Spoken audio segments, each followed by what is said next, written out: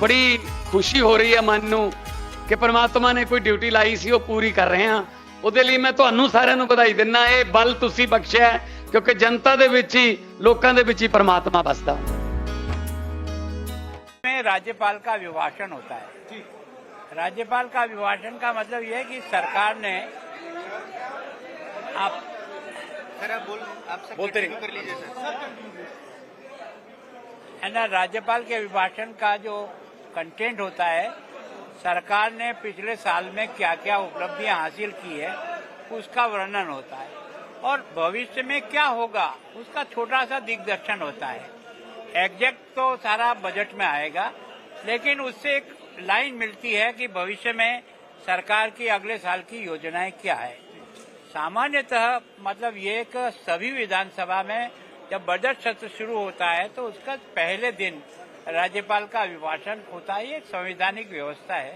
उसी के तहत आज मेरा जो है बजट सत्र जो शुरू हो रहा है पंजाब विधानसभा का, उसका पहले दिन मुझे इस अभिभाषण के रूप में पढ़ना था।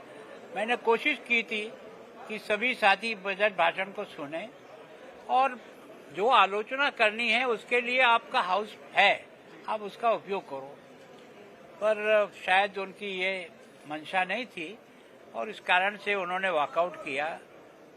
मेरी रिक्वेस्ट अभी भी है कि जितना फ्लोर पर आप अपनी चीजों का अंकित कराओगे उतना ही आप फायदे में रहोगे। अगर फ्लोर का उपयोग आपको अपनी बात को रिकॉर्ड कराने में नहीं किया तो इसमें नुकसान आप ही का होगा।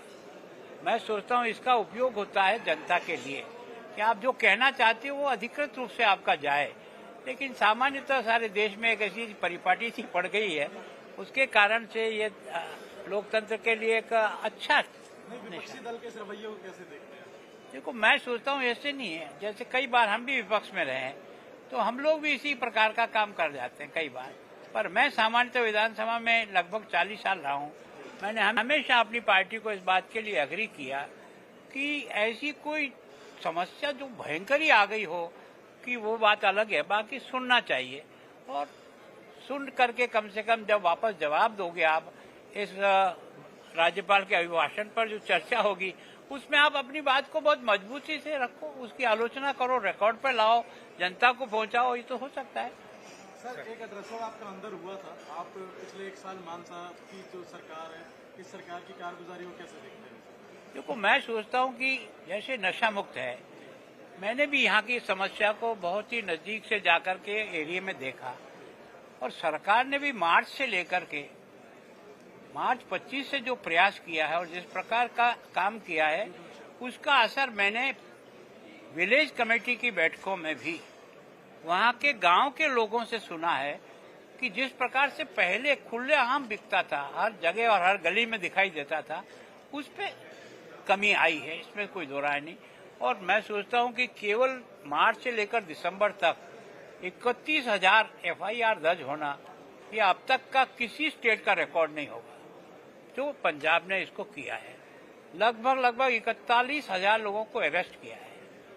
तो मैं सोचूं सरकार अपना काम कर रही है ना, नशा विरुद्ध अभियान में तहत, और मैंने भी प्रयास किया है कि जनता को भी इस आंदोलन से जोड़ें, तो जनता अपने स्तर पर काम करेगी, सरकार अपने स्तर पर काम करेगी और दोनों मिलकर के प्रयास करें तो ये जो एक सबसे बड़ी समस्या पंजाब के सामने खड़ी हो रही है जवानों के लिए, उसमें हम राहत दिला सकेंगे उन परिवारों को जिन परिवारों में इसकी बहुत पीड़ा है। एजुकेशन और दूसरा, देखो, मैंने एक बात और हाईलाइट की है कि देखो, एक मैंने इसे कि शिक्षा में भी पंजाब ने अपने आप को बहुत उठाया। आज की तारीख में शिक्षा में पहले पायदान पे पंजाब का आना निश्चित रूप से एक अच्छी उपलब्धि है। जहां वंदे मातरम कह रहा, तो मैंने आपसे भी आग्रह किया है कि अब सरकार ने सभी जगह पैटर्न बदला है। पहले वंदे मातरम करिए और समापन पर जनगण मन करिए।